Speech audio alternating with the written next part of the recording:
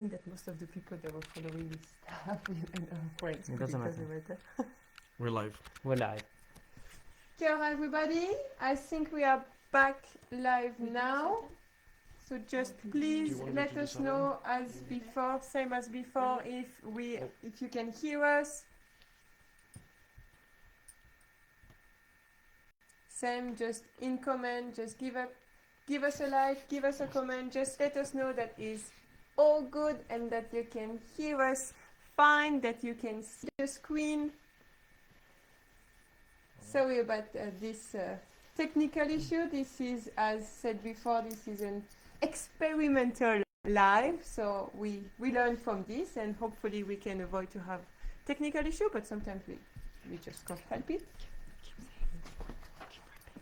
Ciao everybody, welcome to this live again. If you were already with us before, welcome back. If you are just joining now, just a quick update that where we are doing this live astronomy.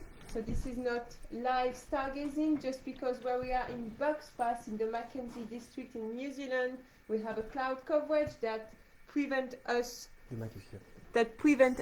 from doing any stargazing. So in that case, we are using some software. The software that we are having now is Stellarium and Celestia. Celestia. So we have two different software that we are using, and then we can just talk to you about some object in the sky. In the previous part, we've been talking about the moon, and then Luca was now talking about Jupiter. This is where we were left.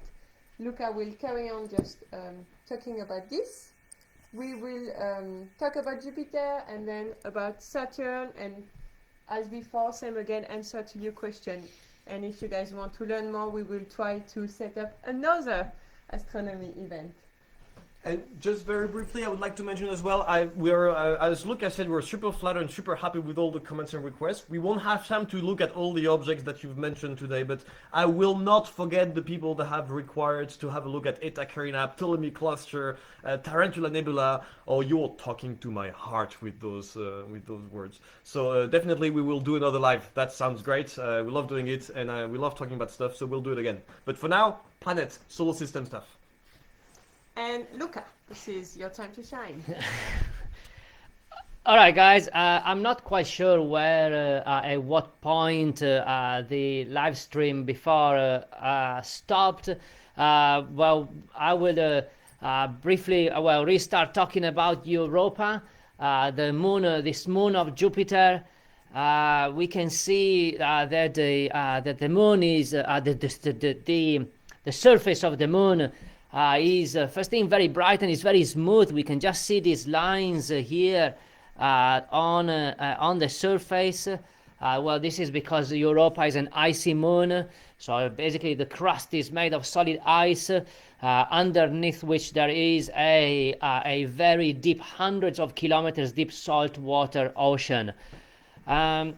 Now we can actually see here on right here on planet Jupiter, we can see this little dark dot.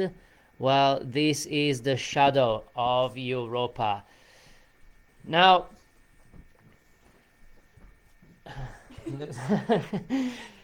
I just had I can see a quite funny comment, and yes, I agree. It does a bit look like a tortilla. Getting hungry now. Getting hungry, yes, I'm getting hungry now. Now, I can actually see now that Europa is starting from you will see it very shortly because of the delay, but I can see that Europa is starting to, or Jupiter is starting to be eclipse behind Europa, and Europa with that saltwater ocean, this is one of the best candidate for us to find extraterrestrial life. Now, once again, there is more water on Europa than there is here on Earth. Now, why am I saying that is the best candidate? Well, because we believe that at the bottom of those oceans in Europa, we believe that at the bottom there is a rocky core, with hydrothermal vents, so underwater volcanoes. And guess what? We have those underwater volcanoes here on Earth as well, and life thrives around them. Life started around those underwater volcanoes, those hydrothermal vents. So we have the conditions that could potentially support life.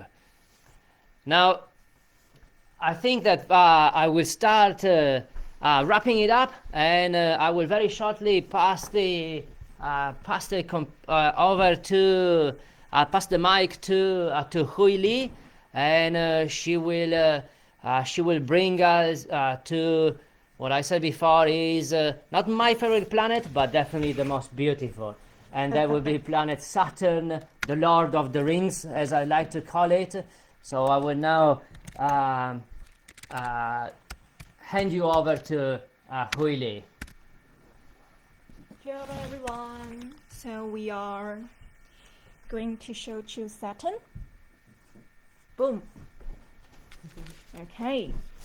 So at this point, if you can see Saturn in the sky, I'm not quite sure which part are you guys coming from, but in Burkes Pass we are now struggling to look at Saturn.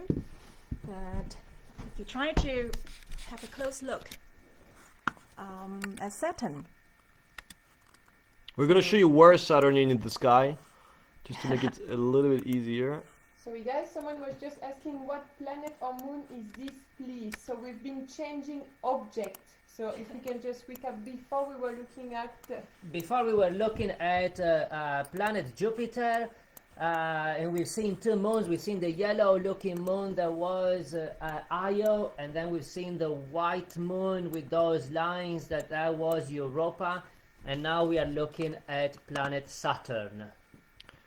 Planet Saturn, which is, as you can see, right above the moon.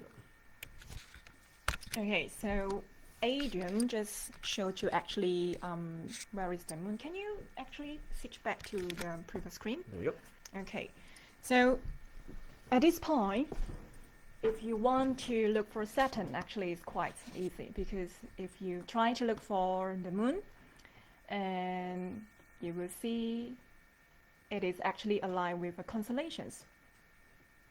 Can anyone tell which constellations that we are trying to show you here with Saturn? yes, Saturn is gorgeous, we agree. So here, I always struggle to see these constellations as Capricorn. Okay, from here, back to here, come back here. So this part is the half body of a goat, and over here, so that is the half body of a fish.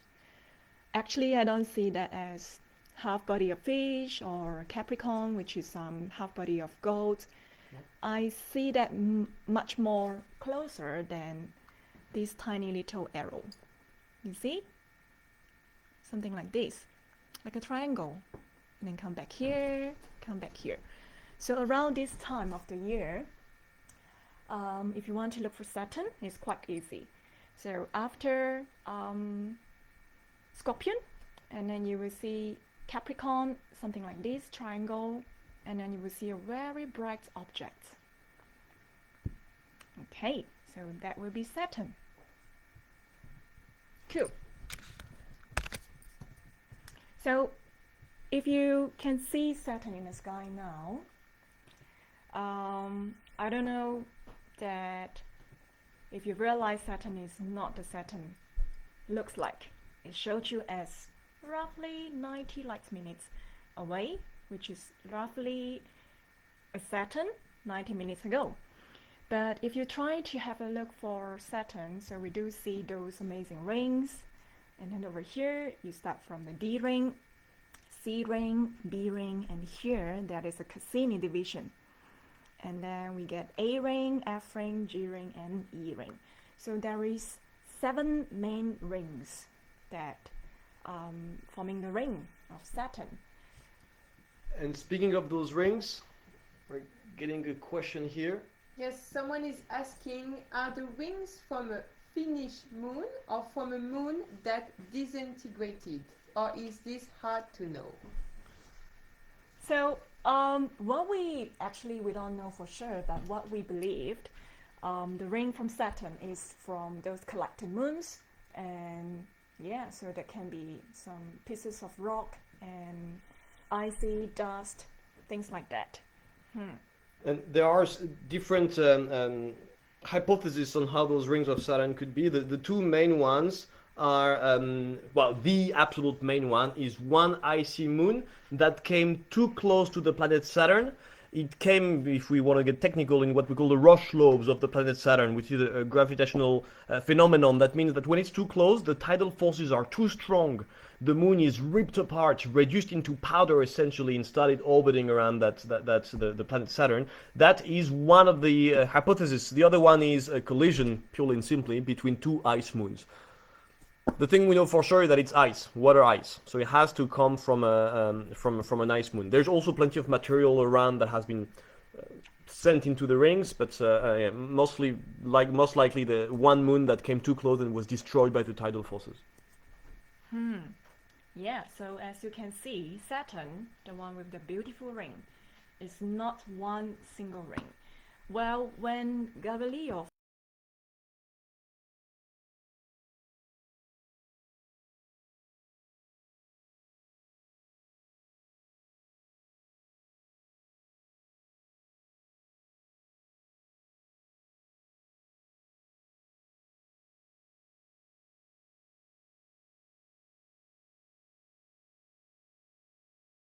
So it is a few hundred to 1,000 rings combining together, and it's being flattened.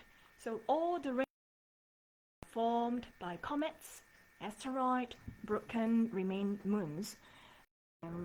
It's believed that they were destroyed by gravitational pull of Saturn. It's quite pretty. Not too sure if you can still hear us. I can see that we might have lost the signal. I think it's back again. Yeah, I think we're good. Okay, we're back.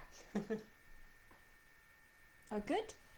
So. Do we still have everyone online? Let us know if you can hear us. Oh, good. So look at the ring of Saturn. It's kind of like being flattened. It's like a flattened disc. So imagining that if we try to wandering in a space and we try to like swim all the way and reaching Saturn. What do you think? If you're now in a space and we are going to swim all the way to reach Saturn. So what you can see, it will be getting into lots of big chunks of those rocky debris, comets or asteroids, which is the ring. So imagining that, it's just like 1 kilometer thick, but span over is like more than 280,000 kilometers wide. If you try to like have a better look for the ring, so it's being flattened around. And if you come back to our planet Earth, these tiny pale blue dots, when we learn about planets, the most amazing thing about these gas giants, because they are gassy giant planets, so they spin very fast. For example, this Saturn that we're talking about, imagining that the gas giant spins extremely fast. So if you are driving on highway, the speed limit may be 100 kilometers per hour. That is quite fast.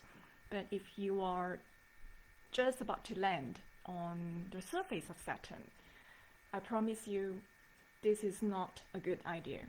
You're going to get very dizzy because it spins extremely fast, 1,800 kilometers per hour. It's not going to make you feel good. It's not going to be comfortable.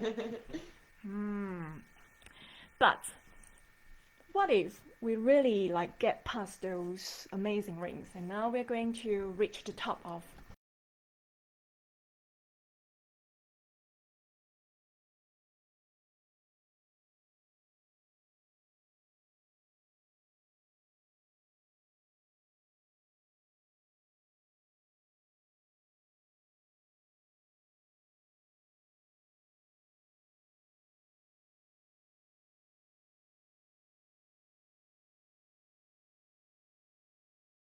if you try to land on Saturn, you will definitely not find any way to land on the surface. There will be no solid surface. If you get up now and try to have a jump, instantly you will fall back, okay?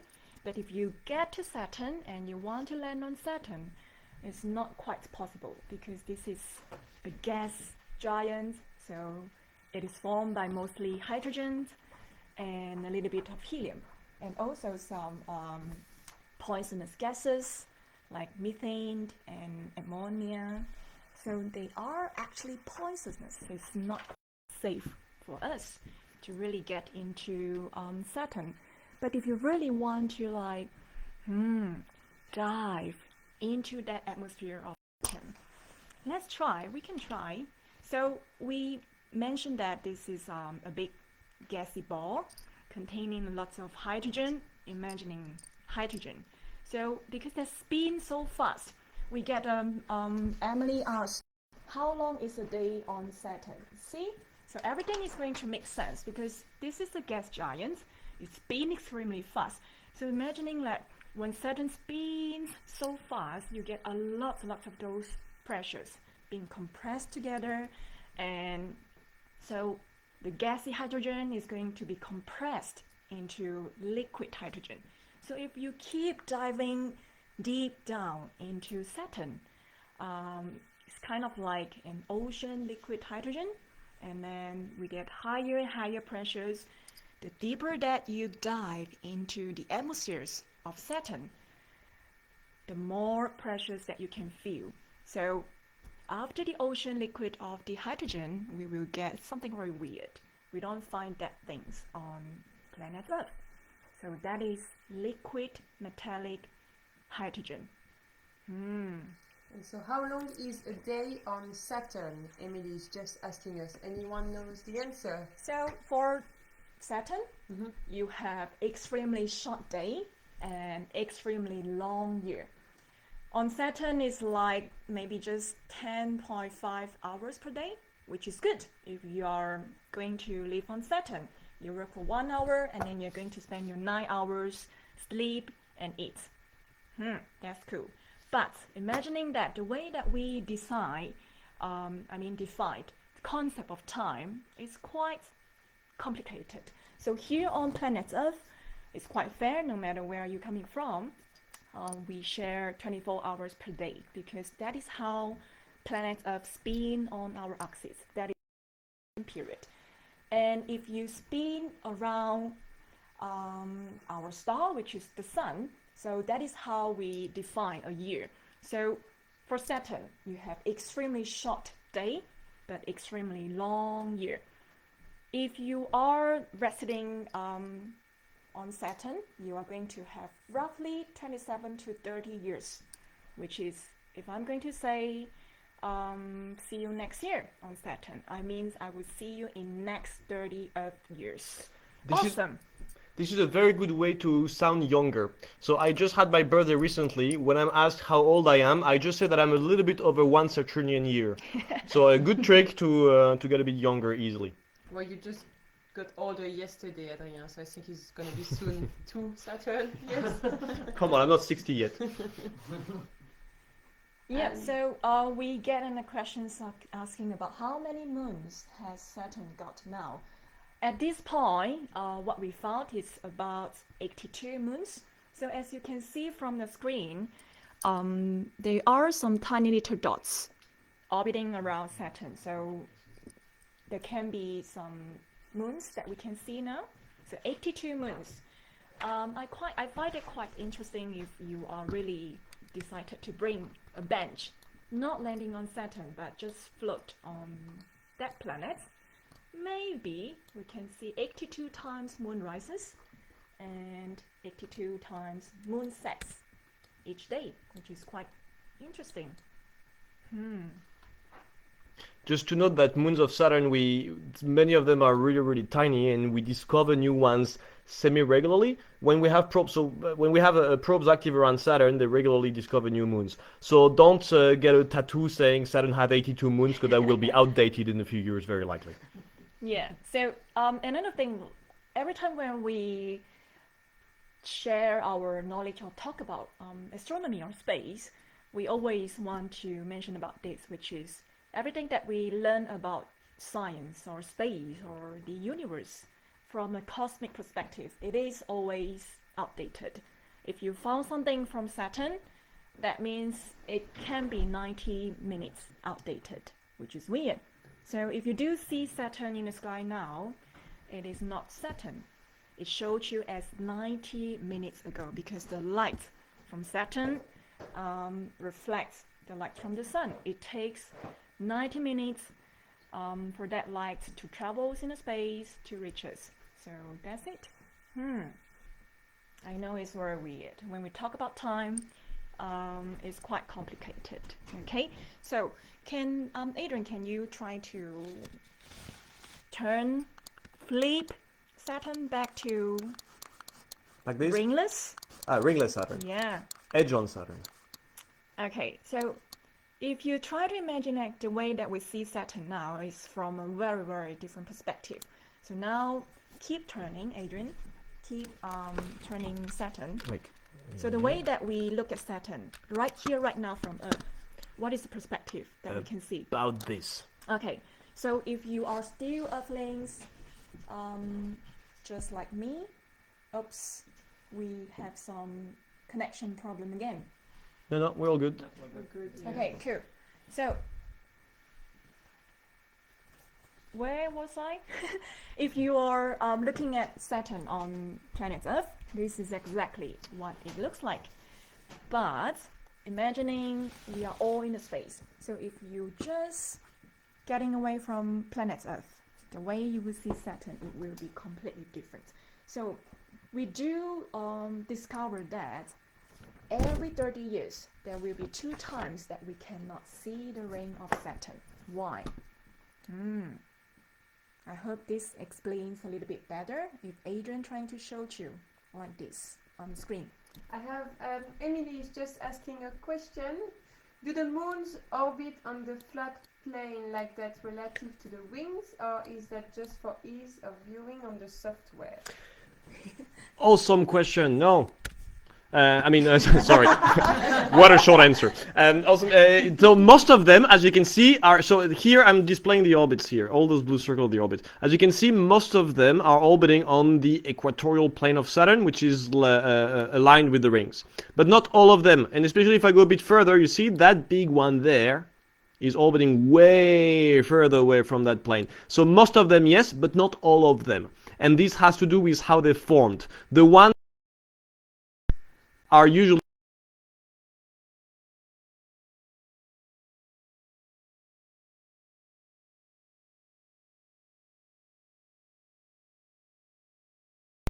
And just another question from Maxine. Why are the rings flat? Ooh, Maxine, you're not making it easy on us. There is several answers to that question. The most one and the most important one and very counterintuitive one is conservation of angular momentums. You have to imagine those rings of Saturn are made of not one big solid thing, but countless tiny pieces of rock. Countless tiny pieces of rock that each have essentially their independent orbits around the planet. And those little pieces of rock, well, they come into collisions one with the other every now and then. And when this happens, they leave the flat ring, the flat plane of the rings of Saturn. But so when two pieces, imagine first all those rings, all the particles that make up the rings orbiting in not a flat plane, but like a chaotic cloud.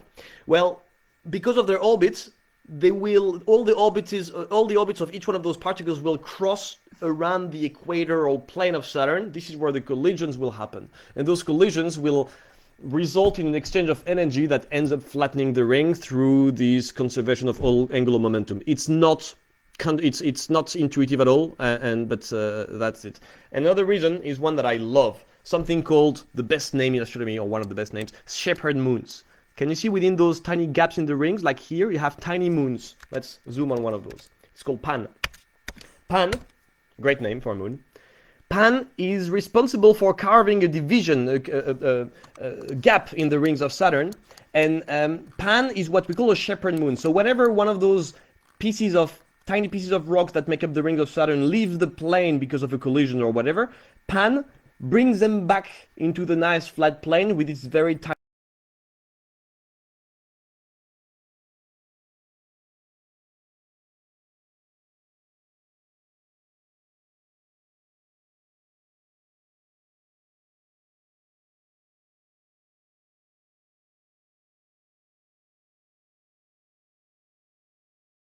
Talk all night. Now, all night. Actually, we this want. This is my lockdown. Yeah. I learn a lot about astronomy with them every day, every night. So sorry. Yeah, sorry. Pardon. We like what we're doing, but so yeah, we are gonna we are very surprised now. We're super glad to see the engagement we're getting here, to see your reaction. We love it. We'll definitely gonna do that again. So if we talk about plenty of objects now, well, we'll have nothing to talk about next time. I mean, we have less things to talk about last time. So let's keep the deep sky object for next, and I'm just gonna finish quickly. I've had someone that mentioned several times. Yes, we got it. Titan. Let's have a look at Titan. Titan is a cool moon. Titan is one of the moons of Saturn. It is a faraway one. It's one of the moons that does not orbit on the same equatorial plane. Let's get there.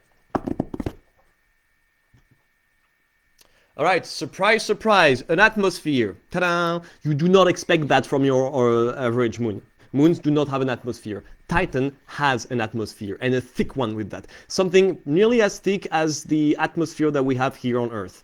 It's very different though. That atmosphere is mostly made of methane gas. Methane, sorry for my accent, methane gas. So it is not breathable at all, and it's freezing. It's around, I don't remember it, but around minus 200 degrees on the surface, degrees Celsius. So it's cold. Let's put it that way. But you'll notice as well that you cannot see the surface. You only see the top of the clouds, a little bit like when you look at Venus. The atmosphere is very thick, and the cloud cover is too thick to let us see the surface.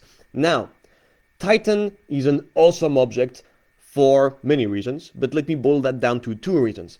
Number 1, it is the furthest object on which we've landed something.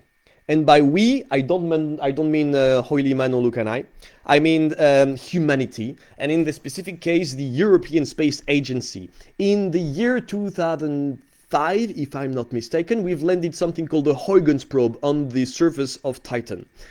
This is the furthest landing ever, and to this day, much further than any other landing we've done. It is a very far away landing that is a pretty cool feat. The special thing as well is that beneath these clouds, we know there's liquid. Because we've seen it on radar. We've seen some surfaces on radar that are extremely flat, that can be only liquid.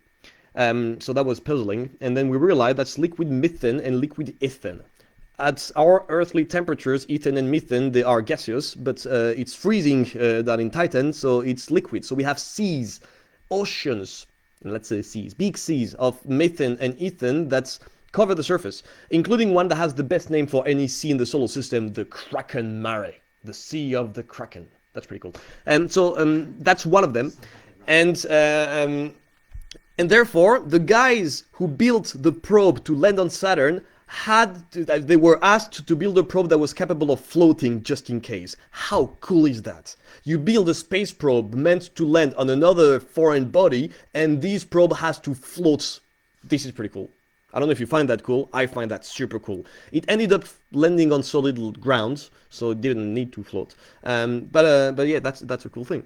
And so yeah, this methane and ethane is so. Titan is the only other body than the Earth that has liquid on its surface. That's a very, very special thing. And so that methane and ethane evaporates and it rains back down and it carves it carves riverbeds and things like this. So we have an entire cycle of liquid, just like the cycle of water on Earth, but with methane and ethane. Guess what? Carbon-based life on Earth, maybe if you replace carbon with something else, you could get life that could eventually work on Titan. I am not saying there's life there. I'm just saying that the chemistry that happens on Titan is not incompatible with the idea we have of non-carbon based life. All right, I know that sounds super vague, but to astronomers, that's super exciting. And to me, that is super exciting as well. I hope I managed to make that exciting to you. I'm not saying there's people up there, but it's not completely impossible that life finds a way, because as Jeff Goldblum puts it so well, life always finds a way. You get a bit of rings of like okay, we'll finish on that, guys. If you have any final question, you'll have to be very quick. But you see on that beautiful image here. Yes, Manon? Emily? Yes, Emily is just asking us if there could be any life there. Is that why we send a little robot over there? Sorry, live. Sorry, second. Life. Could there be life? So we didn't really expect to find life there. We sent a robot to check the conditions. We were always, whenever a robot lands on something that we don't see the surface before, the astronomers will still always hope in the back of their heads to be greeted by someone looking at the robot curiously. But they knew that that was still very, very unlikely. But so we sent a robot up there because not really to look for life, but to study the conditions of Titan a bit more, because it seems to be one of those places that may have the right conditions. So it's not really, astronomers will never tell you that they are looking for life directly. They are more, well, sort of, but they are more studying the conditions. But yes, the reason we are interested in Titan is one of the many reasons is because the conditions are not that far from what we believe could be suitable for life. In the case of Titan, we're not exactly talking about carbon-based life, except that underneath the thick, icy crust of Titan, there might be a bit of liquid water, a big ocean of liquid water, like what Luca mentions around Europa. So Titan, on many for many reasons, is a decent candidate for life, and this is why we are so interested in it. There's rocks on the surface of Titan. Just like on the surface of many things, rocks, boulders. But those boulders are made of water. Ice, because it's minus 200 degrees, so water is harder than rock, but there is a lot of ice there. And now I just want to quickly answer a very question that we said we would get back to. How do you start? What do you get? What first instrument do you get to start astronomy? There's no easy answer to this question, and especially depends on where you intend to be observing from. I'll give you a very, very short, boiled down answer here. But if you are observing from a city with a polluted city sky, forget about deep sky objects. You will not see them anyway. So you might go for a refractor telescope. A telescope that is using lenses. These telescopes can have a pretty long focal length, and they usually are very good for planets and objects of the solar system. So, for objects of the solar system. So Moon, Jupiter, Saturn, Mars, Venus, Mercury eventually, and some of the brightest deep sky objects like globular clusters, 47 Tucanae, jewel box, things like this. But you will still be a bit limited. So a refractor in a city is a good way to go. Now, if you intend to go on the dark side, or if you leave yourself on the dark side, you want to go for a slightly bigger aperture. There's plenty of different types of telescopes. My recommendation is Dobsonian. In a Dobsonian telescope had a very simple mount. So all the money you would have put in the mount, you actually put it in the mirror, and so you will get a bigger mirror for the same price. So a Dobsonian telescope is great. You start having fun with 6-inch in diameter. 8, it's great. The one we use at Dark Sky Project is 16-inch in diameter. That's going to be a bit expensive for first telescope, definitely. But you start having fun with 6-inch in diameter. All right. Are there any more questions? So we have any more questions? Anything, just you can send them now, but also just feel free to send us any feedback that you might have, positive, negative, just anything. As I would say one more time, this was an experimental live. We really did appreciate to have all of you joining, but we're just open to any feedback. So anything that you think that was good, that wasn't good, just send us by private message on our Facebook page, and we will read this carefully and take it in consideration for future live. I believe I can talk in the name of all of the guys that are here. I'm pretty sure that they really love this experience, and we will look to do this once again, one more time or a few more times. Absolutely. How much you like it. That's I know it's only been a few days, but we already dearly miss you guys. Stay home, stay safe. Kakaha everyone. Anyone, any word of conclusion for someone else? Well, thank you very much for joining us tonight, guys. And as Adrian has been saying, and I just want to repeat, yeah, it's been a few days, but we do already miss all of you guys. So hopefully we can see you all again soon. And well, stay home and stay safe. Kia kaha, everyone, and yes, Barbara, we'll do it again, definitely. See you all again soon. Bye.